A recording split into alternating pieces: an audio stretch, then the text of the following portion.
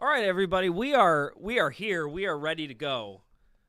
We are learning, right, Aaron? This is week one of In the Huddle. When you make a move, it's like moving to a new house, right? You got to get used to. See, our names aren't in the right spot, but that's okay because we can introduce ourselves here briefly so that we know who we are. That's Aaron Hancock. I'm Max Parker. Welcome into week one of In the Huddle. This is going to be, let's call it an experimental week one. It's preseason. No, I'm just kidding. We are ready to roll.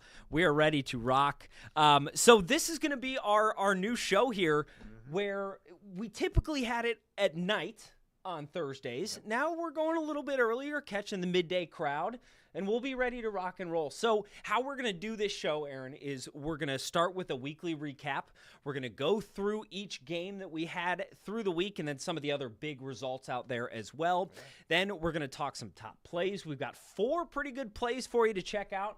And then we'll talk Player of the Week and reveal, after telling you our nominees, we'll reveal our Week 1 Player of the Week winner. We'll take a look at this upcoming schedule, which is tomorrow. And then we'll say goodbye until Touchdown Live. So, Aaron, what do you say we get ready into our recap? I'll have you take us through our SIAC games, and we will get right to it. Here we go. We start in town, as we said, in the SIAC. Mater Dei was hosting Central, and this was all Mater Dei. They win it 44-14. And, you see... Nolan Tate Schickel, Mallory yeah. And Nolan Schickel hooking up there. That was a nice one. Caden Thacker also got into the act in that one. Wrights put it on Harrison big time, 55-0. Elijah Darrett, he's one of our Player of the Week nominees. He had a nice game. Memorial, boy, they look good against Jasper.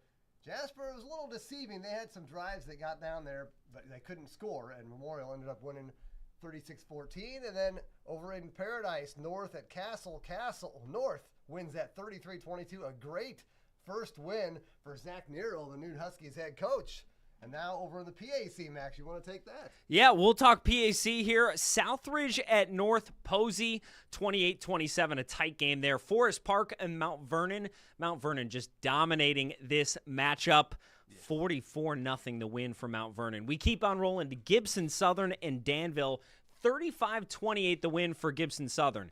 We got Tecumseh and Princeton, 28-16 the win for the Princeton Tigers. Good game for them. And then Boonville and Paoli, 33-0 the win for the Boonville Pioneers. And we finish in Kentucky. We had 2 games on our show last week, Madisonville and Union County. Madisonville getting a big win, 49-13. And then Henderson County falls to Pulaski County, 44-21. All right, we're going to head right back here on cam. Look at that. See, we're getting the hang of it as we go. So that's our look through week one, Aaron. Why don't you pull up the scoreboard here, and we'll see if I can manage to get this on, and boom, look at that. So we've got to look at our scoreboard here, some of the other games. Why don't you take us through some of the other big ones that we didn't talk about? Well, Davis County, they have a new coach, and they got a nice opening win, 45-6 over Russellville. Ohio County falls at Trigg County, 54-0.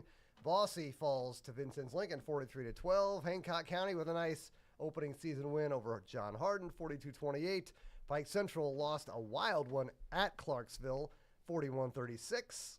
Let's see where we go here. Take us down to some of those Kentucky, because we had a close game between Apollo and Murray, and then some of those Owensboro games. Those were pretty big as well. Yeah, Murray, they barely got past Apollo, 48-34. Apollo was in that thing the whole way, though. Webster County, they fall 62-0 to Callaway. Muhlenberg County, maybe a little bit of a surprise here. They win 18-0 at McLean County, so we'll have to see how the Mustangs do from here on out. And Owensboro at Louisville St. Xavier, always a tough program when you got to play St. X. St. X wins 38-7. And look at this down here, Owensboro Catholic, 23-17 over Bowling Green, a statement win for the Aces, proving there is life after Brady Atwell. There sure is. Yeah, we will go now. I'm just this week one. You're gonna have to bear with us as I'm just gonna narrate what I'm doing. Just to make sure we want a smooth product and some narration. Call it a behind the scenes look here. And now we'll move into another thing we have here: our top plays. So we're gonna take a peek here at our first top play, and this is a tight one. It is Anslinger making the catch, Max Anslinger. But again, that was just, it was so close and kind of a bang-bang play there. And Nate Lukemeyer was the one who looked like he came out with it right after making the catch. We look at the slow motion. I don't know. What's your take on this one? I don't. They say the tie goes to the offense, so I guess that's what they came up with on that. I don't know anything else to say. Yes, we're going to keep looking at that here.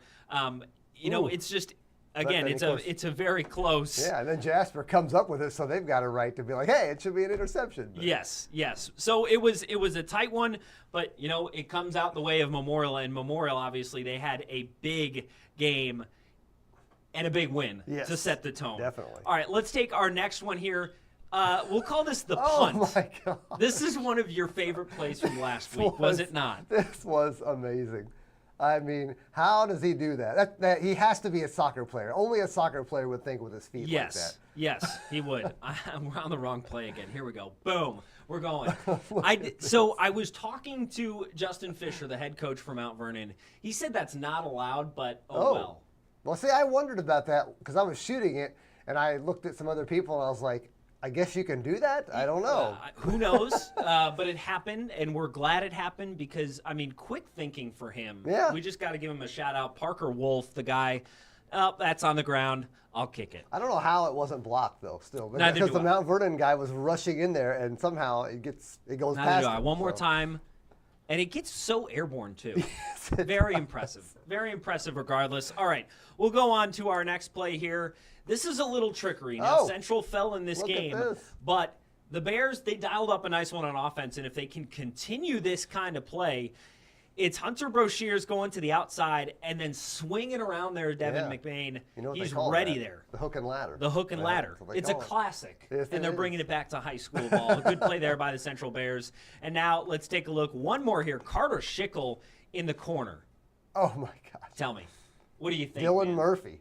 What's the catch there? Dylan Murphy with the catch. Yes. Okay, sorry. No, it's okay. Carter Schickel threw it. Okay, so good pass by Schickel, and then he's able to stand there right in it and haul it in. Dylan just lays out.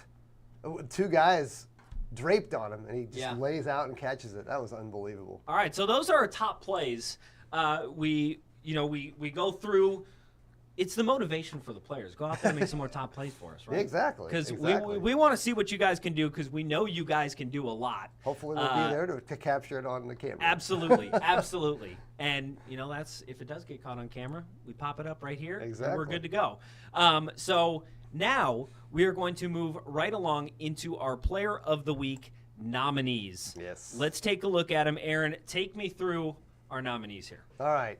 At Gibson Southern, Zach Foster had a whale of a game in their opening week win over Danville, 17 for 31, passing for 192 yards and 3 touchdowns, and 165 yards rushing and 2 more touchdowns. My goodness.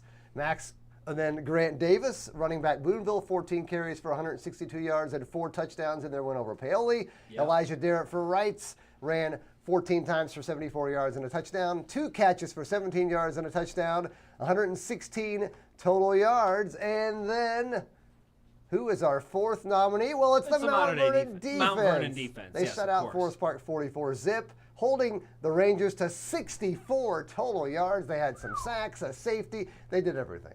They sure did, and it was a great showing all around from all 4 of our nominees, but you know how it goes. The votes are tallied, sir.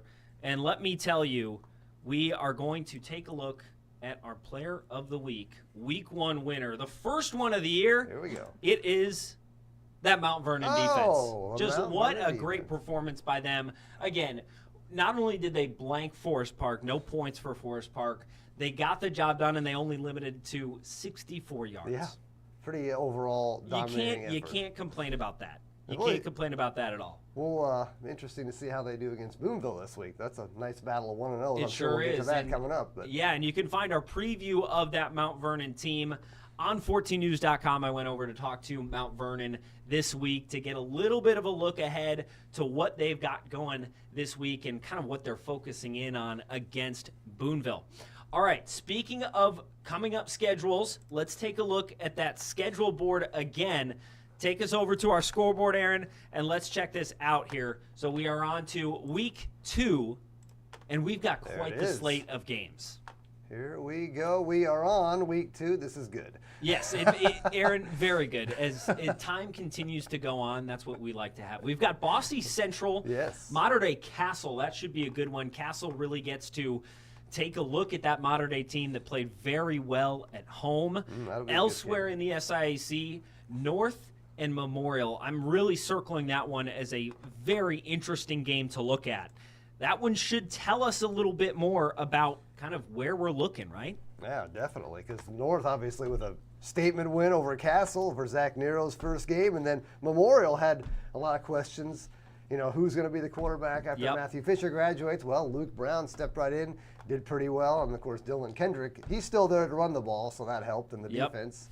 They did a good job limiting Jasper, because Jasper got down there a couple times, but came up with nothing. So so there's a lot to look ahead to with that. Where else are we looking here? Let's go boom, picture in a picture. Look, now we can see us and the schedule. This is fancy. Now I'm getting fancy out here. All right, take us into the Pocket Athletic Conference. What kind of games are we highlighting here in that? All right, well, right here at the top, the earliest kickoff of the night, 6 o'clock special Central Time, Southridge at Washington. So Southridge, no doubt, is going to be amped up to get a first win of the season after they lost by 1 to North Posey. That 1-point loss actually, because they went for 2 after a touchdown to try to win it instead of kicking the extra point to tie it. So you know they're going to want another win, to get a win rather. South Spencer looking for their first win. They welcome in Edgewood. We don't know anything about them, so you know hopefully South Spencer has a good showing there. Princeton and Pike Central, that should be a pretty even matchup. Princeton Absolutely. Looked good last week beating Tecumseh. Pike Central almost won, so we'll see what happens there. Yeah, let's take a look into Kentucky now, because we've got some good ones in Kentucky. Well, this first one, not in Kentucky, but it is Kentucky. Team involved is Apollo and Heritage Hills. But let's talk game of the week, my friend. We will be, or I will be, in Owensboro. We've got that Owensboro game. They're hosting Cal. That is Louisville Christian Academy. They will be ready to rock and roll and bring it against Owensboro. Owensboro, a tough test last week against St. X. It does not. But the game we're really looking at is Owensboro Catholic Davis County. That is our game of the week. That's where we'll be previewing the action. Again, you can promo here. Head to 14news.com to check out our story on the Owensboro Catholic Aces from yesterday. Potentially one of the biggest wins in program history, taking down Bowling Green in week 1. Yes, that's what super fan Brian Sissel called it. If you don't know who he is, our assignment manager, he was hyped up about that win because Owensboro Catholic, you know, Bowling Green's defending state champs in Class 5A. You know, Owensboro Catholic's 2A. Of course, they've been to state and they've had some deep runs, but still, you know, to beat Bowling Green at Bowling Green, that was, you know, a great win, no doubt, for Owensboro Catholic. And Davis County, another team that dominated in week 1. So it'll be interesting to kind of see where these two teams stack up. Of course, Owensboro Catholic, they've got a lot of firepower on offense. Jermel Carruthers, obviously, under center. And then the ever so tall and large John Paul Carrico at right tackle. That dude is big, and he is a sophomore, which is simply unfair. So we're going to have a lot to look out for in that game. Plenty more action to look for as well. And where can you find all that action in video form, Aaron? Well, on our website, 14news.com. Of course, if you watch Touchdown Live, you'll see it on the air Friday night at 10:15. But if you miss it, it'll be on the website, too. You've got many different places to check it out. Again, you can join us on 14 News at 10 tomorrow for Friday for our week 2 of Touchdown Live. We'll have action from all across the tri-state area, including our game of the week, Owensboro Catholic and Davis County. And then you can join us here every week. We will be more technologically savvy next week. I promise. That's a promise to you. I will study these buttons and know them like the back of my hand. But until then, we hope you enjoyed the show. For my co-host, Aaron Hancock, my name is Max Parker. Thanks for tuning in to In the Huddle. We'll see you tomorrow night on 14 News at 10 for Touchdown Live. Touchdown Live. Just regular Touchdown Live. I was going to say Touchdown Live in the Huddle, but no, it's just Touchdown Live. Anyways, see you next time. Hope you enjoyed the show.